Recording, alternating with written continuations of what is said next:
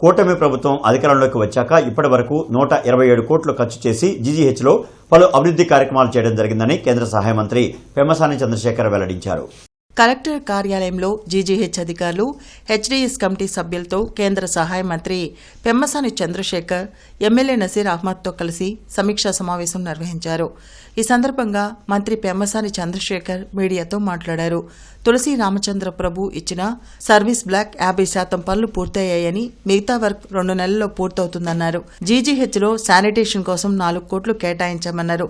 ముఖ్యమంత్రి చంద్రబాబు నాయుడు 18 కోట్లతో PET CT scan ఇచ్చారని, 2 వారాల్లో దాన్ని అందుబాటులోకి తీసుకువస్తామన్నారు. ప్రతిరోజు 4,000 మంది అవుట్ పేషెంట్స్ వస్తున్నారని, ప్రైమరీ సెంటర్స్ కొంత మెరుగుపడితే జీజీహెచ్కి లోటు తగ్గుతుందన్నారు. దేశంలో పెట్రోల్, గ్యాస్ తగినంత ఉన్నాయని, కొంతమంది వ్యాపారులు కృత్రిమ కొరత తీసుకొస్తున్నారని మండిపడ్డారు. అధికారులు పట్టించుకొని కృత్రిమ కొరత సృష్టించే వారిపై కఠిన చర్యలు తీసుకోవాలని ఆదేశించారు. PET scan most important. 18 కోట్లతోటి గవర్నమెంట్, మన ముఖ్యమంత్రి గారు 18 కోట్లతోటి పెట్ సిటీ స్కాన్ ఇచ్చారు. దాన్ని ఇమీడియట్గా వర్క్లోకి ఒక 2 వీక్స్లో తీసుకొచ్చి ఓపెన్ చేయాలని, ఎందుకంటే దానికి మెయింటెనెన్స్ కాస్ట్ ఉంటుంది. ఆ మెయింటెనెన్స్ కాస్ట్ ఎవరు ఇస్తారనే దాని మీద కొంత పెండింగ్ ఉంది. అయితే దాన్ని ఇప్పుడున్న ఫండ్స్లోనే ఒక 1 ఇయర్ ట్రయల్ పర్సన్ లాగా నడిపితే నెక్స్ట్ ఎలా చేద్దాం అనే దాంట్లో ఉన్నాం. కాబట్టి ఆ పెట్ స్కాన్ ఒక 2 వీక్స్లో స్టార్ట్ చేయాలి. ఇవి కాకుండా చిన్నవి ఈ చిన్న పేపర్లో వచ్చినటువంటి ఇష్యూస్ కొన్ని ఉన్నాయి. వాటన్నిటిని కూడా అడ్రస్ చేసాం. అంటే కొన్ని వెంటిలేటర్స్ పెండింగ్ ఉన్నాయి, ఆ వెంటిలేటర్స్ వస్తున్నాయి, అవి కూడా దాదాపుగా వచ్చినాయి. ఇంకొన్ని రోజుల్లో మనం అవి స్టార్ట్ చేస్తాం. అదేవిధంగా ఎస్బీఐ వాళ్ళు కూడా ఒక 4.5 crores తోటి ఎక్విప్మెంట్ ఇస్తూ ఉన్నారు. ఇక్కడ కార్డియాక్ ఎకో ఎక్విప్మెంట్ ఇట్లాంటివి, అవి కూడా త్వరలో వచ్చేస్తే అవి కూడా ఒక 1 monthలో ఓపెన్ చేస్తాం. బట్ ఏదేమైనప్పటికీ టోటల్గా ఇప్పటివరకు మేము 127 crores బోత్ గవర్నమెంట్ నుంచి 53, మిగిలింది 73 CSR ఫండ్స్ తోటి ఇప్పటివరకు వర్కులు స్టార్ట్ అయినటువంటివి. వీటన్నిటినీ అంచెలంచెలుగా చేసి ఈ ప్రాంతంలో జీజీహెచ్ వాల్యూమ్ తీసుకుంటే విపరీతంగా పెరిగిపోయింది. అంటే లాస్ట్ ఇయర్కే లాస్ట్ ఇయర్ దాదాపు 3,000 మంది అవుట్ పేషెంట్స్ పర్ డే వస్తే ఇప్పుడు 4,500 మంది వస్తూ ఉన్నారు. బెడ్స్ కూడా అంటే 1,250 బెడ్లు ఉంటే 1,400, 1,500 కూడా దాటి ఆక్యుపేషన్ పెరుగుతూ ఉంది. ఒక్కొక్కసారి మనం పేపర్లో ఏంటంటే స్ట్రెచ్చర్ల మీద మనుషులు ఉన్నారని చెప్తా ఉన్నారు. అయితే పేషెంట్ హాస్పిటల్కి వచ్చినప్పుడు పంపించలేరు. కాబట్టి ఈ హాస్పిటల్ బెటర్ అయ్యే కొద్దీ చుట్టుపక్కల జిల్లాల నుంచి కూడా ఎక్కువ మంది పబ్లిక్ రావటం, ఓవర్లోడ్ అవటం జరుగుతూ ఉంది. వీల్ చైర్స్, స్ట్రెచ్చర్స్ కొన్ని ఇష్యూస్ ఉన్నాయన్నారు. అవన్నీ కూడా అసెస్మెంట్ చేయమన్నా చేసి ఎంతవరకు మేము చేయగలిగితే అంతవరకు చేస్తూ ఉంటాం.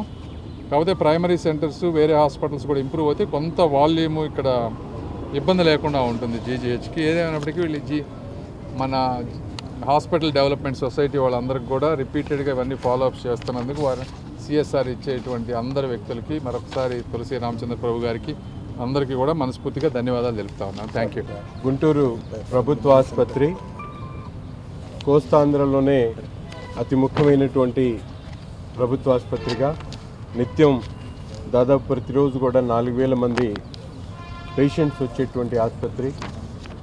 ఈ 2 సంవత్సరాల్లో దాదాపు కూటమి ప్రభుత్వం ఏర్పడిన తర్వాత గతంలో ఎప్పుడు లేనటువంటి విధంగా ఒక పక్కన ప్రభుత్వ నిధులతో పాటు సిఎస్ఆర్ నిధులతో పెద్ద ఎత్తున అభివృద్ధి కార్యక్రమాలు, స్థానికంగా ఉన్నటువంటి పెద్దలు అనేక మంది గతంలో ఆలోచించినటువంటి విధంగా ఈరోజు ఒక పక్కన ట్రామా బ్లాక్ కానీ, సర్వీస్ బ్లాక్ కానీ, అలాగే అనేక అంటే మాతా శిశువుకు సంబంధించినటువంటి జిమ్ఖానా వాళ్ళ హాస్పిటల్ కానీ, ఈ విధంగా అనేక ఫెసిలిటీస్ని డెవలప్ చేసుకునేటువంటి కార్యక్రమంతో భాగంగా ముఖ్యంగా గవర్నమెంట్ సైడ్ నుంచి కూడా అవసరమైనటువంటి ప్రతి ఒక్క ఎక్విప్మెంట్ని కూడా త్వరతగిన అందించేటువంటి కార్యక్రమం జరుగుతూ ఉంది.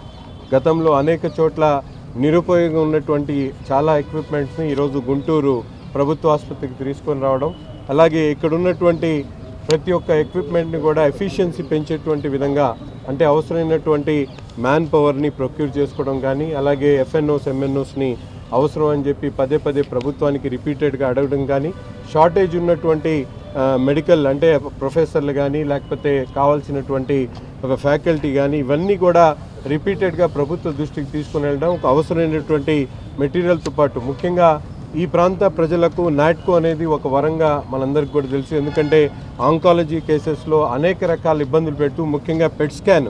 ఈరోజు బయట ఏదైనా ప్రైవేట్ ఆసుపత్రికి వెళ్ళి నిజమైనటువంటి అవసరం ఉన్నటువంటి వాళ్ళు కూడా 20,000 పెట్టుకునేటువంటి పరిస్థితులు ఉంటే ప్రభుత్వం ఎంతో ముందు చూపుతో లెవెల్ 1 క్యాన్సర్ సెంటర్గా నాట్కోని తయారు చేస్తూ ఇక్కడ 19 కోట్లు పెట్టి ఈరోజు పెట్ స్కాన్ని తీసుకొని రావడమే కాకుండా 1 సంవత్సరం పాటు ఇన్ పేషెంట్ ఉన్నటువంటి వాళ్ళకి ఫ్రీగా ఇచ్చేటువంటి అవకాశం కూడా తీసుకోవడం అనేది చాలా గొప్ప విషయం. ఇవన్నీ కార్యక్రమాలు ఒక పక్కన ఆర్ఓబి బ్రిడ్జ్ కన్స్ట్రక్షన్లో డెమాలిష్ అయినటువంటి మార్చరీకి సంబంధించి 12 బాడీలు పెట్టుకునేటువంటి విధంగా ఫ్రీజర్ బాక్స్ కానీ, అలాగే ఒక పక్కన స్టేట్ బ్యాంక్ వాళ్ళు అండర్ గ్రౌండ్లో ఉండి ఫెసిలిటీ ఇవ్వలేనటువంటి వాళ్ళకి కొత్తగా ఇంకో ఏరియాలో వాళ్ళకి అలొకేట్ చేయడంతో పాటు వాళ్ళకి రెంట్తో పాటు వాళ్ళకి సిఎస్ఆర్ నిధులు కూడా ఇవ్వాలని చెప్పి మన మంత్రి గారు వాళ్ళని అడగడం ద్వారా వాళ్ళు కూడా ముందుకు వచ్చి అనేక రకాలుగా కార్డియాలజీ ఎక్విప్మెంట్తో పాటు సేవలు అందించడం.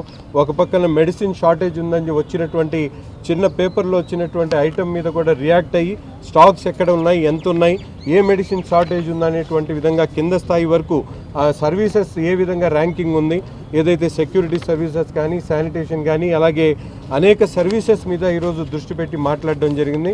హెచ్డిఎస్ సభ్యులు అలాగే మంత్రి గారి సహకారం నిత్యం మేము కూడా ఆసుపత్రిలో ఎవరు ఎక్కడి నుంచి ఫోన్ చేసినా కూడా వెంటనే స్పందించి వారికి కావాల్సినటువంటి ట్రీట్మెంట్ మీద దృష్టి పెట్టడం, అక్కడ ఉన్నటువంటి డాక్టర్స్ని అప్రమత్తం చేయడం, ముఖ్యంగా శానిటరీ అండ్ సెక్యూరిటీకి సంబంధించినటువంటి వాళ్ళ మీద దృష్టి పెట్టి మరింత పకడ్బందీగా ఎవరికి కూడా ఇబ్బంది లేకుండా, ముఖ్యంగా ఆసుపత్రి ప్రాంగణంలో అక్కడక్కడ కొంత ఏ విధంగా కొన్ని స్టాల్స్ పెట్టుకొని ఇబ్బంది పడుతున్నటువంటి పరిస్థితున్నాయి.